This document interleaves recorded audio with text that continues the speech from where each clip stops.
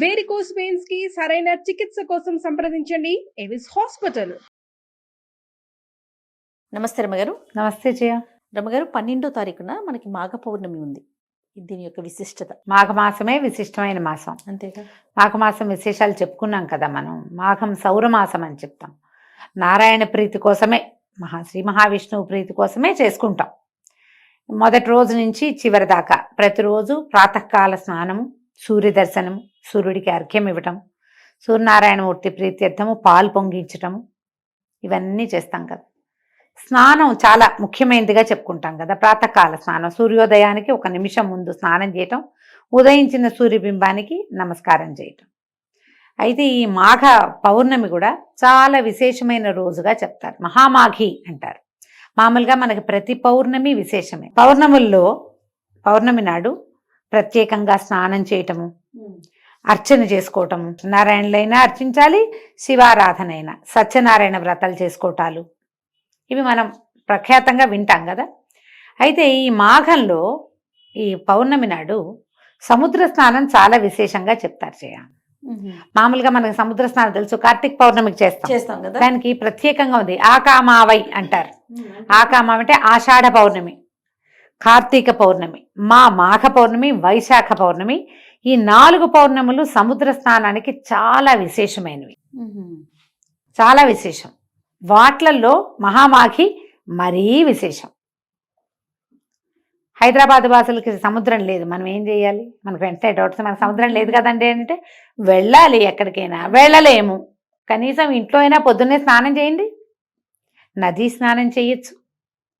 సముద్రము చాలా విశేషంగా చెప్పబడుతుంది ఇక్కడ. మామూలుగానే మనం ఒక వాక్యం చెప్పుకుంటాం, నదీనాం సాగరోగతి అని. నదులన్నీ కూడా, అన్నిటి కూడా సాగరమే వాటి గతి. పైగా ఆకాశాత్పతి తుంతోయం యథాగచ్చతి సాగరం సర్వదేవ నమస్కారో కేశవం ప్రతిగచ్చతి. ఆకాశంలోంచి పడిన ప్రతి నీటి బొట్టు సముద్రం వైపుకే ప్రయాణం చేస్తుంది. మన నమస్కారాలన్నీ కేశవుడికే చెందుతాయి. సముద్రంలో స్నానం చేస్తే కేశవుడికి నమస్కారం చేసినట్టు. ఆ శ్లోకాన్ని ఇక్కడ కనెక్ట్ చేస్తున్నాను అంతే. ఈ సముద్రంలో ఏంటంటే అపారమైన సౌరశక్తి నిండి ఉంటుందట ఈ పౌర్ణములలో. సూర్యుడి వేడిమికి ఎంత నీరు ఆకాశంలోకి పోతుంటుంది, అయినా కూడా తరగదు. చిన్నది పెద్దది అవదు, ఎంత ఉందో అంతే ఉంటుంది. ఈ సముద్ర జలాలు ఈ ఉప్పు నీటి వల్ల ఏంటంటే నెగిటివ్ ఎనర్జీస్ పోతాయి. ఓకే.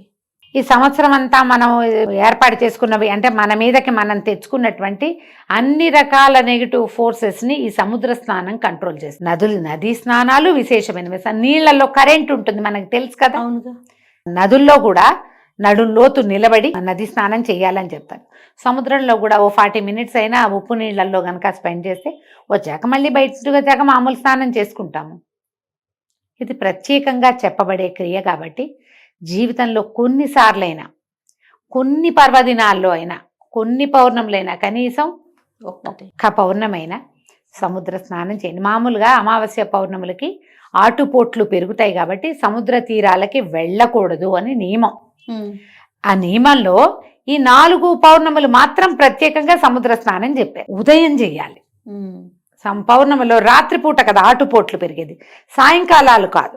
ఉదయ స్నానాలు 4 గంటల లోపే, ఎలా కుదిరితే అట్లా. సముద్ర స్నానానికి కానీ నదీ స్నానానికి కానీ వెళ్ళేటప్పుడు ఇంటి దగ్గర స్నానం చేసి వెళ్ళాలి. పాచి మొహంతో, పాచి బట్టలతోటి నదుల్లోకి దిక్కకూడదు, సముద్రంలోకి అసలు దిక్కకూడదు. శుభ్రంగా ఉండి అప్పుడు వెళ్ళాలి. పైగా ఇవి పితృదేవతలకి తర్పణాలు విడిచే సమయం, ఇవన్నీ స్థిరంగా ఉంటాయి. ఈసారి పౌర్ణమి ఇంచుమించుగా నాకు గుర్తుండి సంక్రమణం కూడా అప్పుడే ఉన్నట్టుంది. చూద్దామా ఒకసారి? ఒకసారి చూడండి రమ్మగారు. మీకోసమే క్యాలెండర్ కూడా తెప్పించాను నేను. మామూలుగా పౌర్ణములు మారుతూ ఉంటాయి కదా. మామూలుగా మనకి సంక్రమణాలు జరుగుతాయి కదా. మకర సంక్రమణం ఏమో మన కిందటి నెల 15వ తారీఖు వచ్చింది. ఇప్పుడు ఇంచుమించుగా ఇప్పుడు సంక్రమణ వచ్చేస్తోంది. ఇది కుంభ సంక్రమణం అంటారు. ఈ సంక్రమణము పౌర్ణమి ఒకే రోజు వచ్చినాయి. ఈసారి 12వ తారీఖు ఒకేసారి వచ్చినాయి. సంక్రమణ తిథుల్లో మామూలుగా మనకి పితృతర్పణాలు విడుచుకుంటాం కదా. ఈ మాఘంలో ఈ పౌర్ణమి నాడు మన సముద్రం దగ్గర కూడా పితృతర్పణాలు విడవచ్చు. అది కూడా మంచిదే. పిల్ల జల్ల తీసుకెళ్ళేటప్పుడు కొంచెం జాగ్రత్తగా వహించాలంతే. ఒకవేళ మనం ఏ సముద్ర స్నానానికి ఏ నది స్నానానికి వెళ్ళలేము, ఏమిటండి ఇప్పుడు మా సంగతి ఎట్లా అని అందరు అడుగుతుంటారు. కుంభమేళా గురించి చెప్పుకుంటున్నాం, విపరీతంగా ట్రెండింగ్ లో ఉంది కుంభమేళా, అంతే కదా. అక్కడికి వెళ్తేనే కుదురుతుంది లేకపోతే కుదరదన్న మాట లేదమ్మా. అసలు అవకాశం ఉన్న వాళ్ళు వెళ్తారు, వాళ్ళు ఏదో అత్యద్భుతమైన వాళ్ళు, వెళ్ళలేని వాళ్ళు, పనికిమాలిన వాళ్ళు అలాంటివి ఏం లేవు. మా పుణ్యం వస్తే మీకు రాదు అనకూడదు. ఇక్కడ కూడా మనకు అవకాశం ఉంది, మనం ఇక్కడ చేయొచ్చు. మనం ఎక్కడ పుష్కర స్నానం చేసినా, ఎక్కడ నదీ స్నానం చేసినా మనకి పుణ్యమే లభిస్తుంది. అక్కడికి వెళ్తే అమోఘ పుణ్యం. అవకాశం ఉంటే వెళ్తాము, లేకపోతే దండం పెట్టి ఊరుకుంటాం. ఇప్పుడు మనకు సముద్రం లేదు, నది లేదు అంటే ఇంట్లోనే పొద్దున్నే స్నానం చేయండి. పెద్దవాళ్ళు ఎవరైనా తర్పణాలు విడిచే పద్ధతులు ఉంటే తర్పణని విడుచుకోండి. ఏదైనా దానం చెయ్యండి. పౌర్ణమి నాడు, మాఘ పౌర్ణమి, కంబళ్ళు, వస్త్రాలు, చెప్పులు, గొడుగు, తిలలు, నెయ్యి నిండుగా, తిలాలు నిండుగా ఉన్నటువంటి చెంబు, ఏదైనా ఒక వస్తువు, పాత్ర, అంటేనే మంచి నీళ్ళ పాత్ర, అవి కూడా దానం చేయొచ్చు. ఏది కుదిరితే అది. బంగారం దానం చేయొచ్చు, అన్నదానం చేసుకోవచ్చు. ఏమి చేసినా అద్భుతమైన ఫలితం లభిస్తుంది. మీరు మామూలుగా ఎప్పుడు చేసినా దానం మంచిది. పర్వదినాలలో చేస్తే ప్లస్. మరి మంచి పర్వదినాల్లో ఏవి చేయాలని చెప్పబడిందో అవి చేస్తే ఇంకా ప్లస్. వేసుకోండి కొన్ని ప్లస్సులు అవకాశం ఉన్నప్పుడు, అంతే. ఈ మాఘ పౌర్ణమి రోజున దానం చేసుకోవచ్చు. పగలు ఉపవసించి సాయంకాలం భోజనం చేస్తే మంచిది అవకాశం ఉంటే. సాయంకాలం పౌర్ణమి చంద్రుడు కనపడ్డాక చంద్రుడిలో భావన చేసి లక్ష్మీ స్తోత్రం కానీ లలితా స్తోత్రం కానీ చేసుకోవచ్చు. లక్ష్మీనారాయణులని ఇద్దరిని భావించి సత్యనారాయణ వ్రతం చేసుకోవచ్చు. మీ అవకాశాన్ని బట్టి దండం పెట్టుకోవచ్చు. ఒట్టిగా పూర్ణబింబానికి ఎదురుగుండా నిలబడి ఒక్క శ్లోకం చెప్పుకుని, ఏదైనా విష్ణు సంబంధమైందో, లక్ష్మీ సంబంధమైందో, దేవీ సంబంధమైందో చెప్పుకుని నమస్కారం చేసుకోండి.